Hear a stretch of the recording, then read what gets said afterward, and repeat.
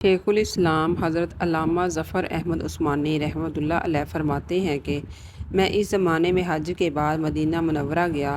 ہم لوگوں نے کھانا کھانے کے بعد دسترخوان کو لے کر ایک ڈھیر پر جھاڑ دیا تاکہ روٹی کے بچے ٹکڑوں اور ہڈیوں کو جانور کھا جائیں۔ تھوڑی دیر کے بعد جب میں اپنے کمرے سے باہر نکلا تو یہ دیکھ کر حیران رہ گیا کہ ایک خوبصورت 9 سال کا بچہ ان ٹکڑوں کو چن چن کر کھا رہا ہے۔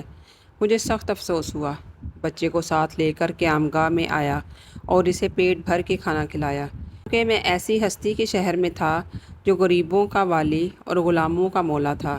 میرے اس برتاؤ کو دیکھ کر بچہ بے حد متاثر ہوا۔ میں نے چلتے وقت اس سے کہا کہ بیٹے، تمہارے والد کیا کرتے ہیں؟ اس نے کہا میں یتیم ہوں۔ میں نے کہا بیٹے، میرے ساتھ ہندوستان چلو گے؟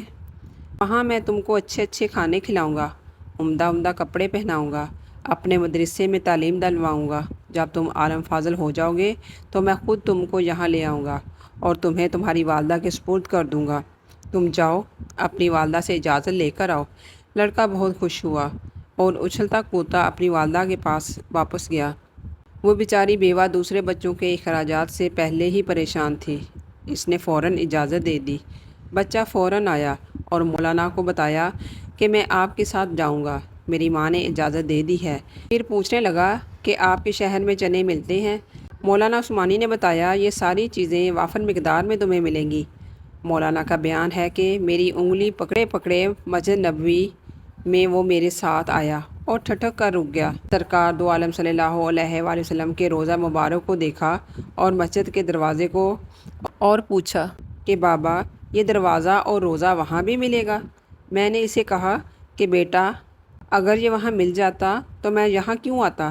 لڑکے کے چہرے کا رنگ بدل گیا۔ میری انگلی چھوڑ دی۔ بابا تم جاؤ، اگر یہ نہیں ملے گا تو میں ہرگز ہرگز اس دروازے کو چھوڑ کر نہیں جاؤں گا۔ بھوکا رہوں گا، پیاسا رہوں گا۔ اس دروازے کو دیکھ کر میں اپنی بھوک اور پیاس بجھاتا رہوں گا، جس طرح آج تک بجھاتا رہا ہوں۔ یہ کہہ کر بچہ رونے لگا اور اس کے عشق کو دیکھ کر میں بھی رونے لگ گیا۔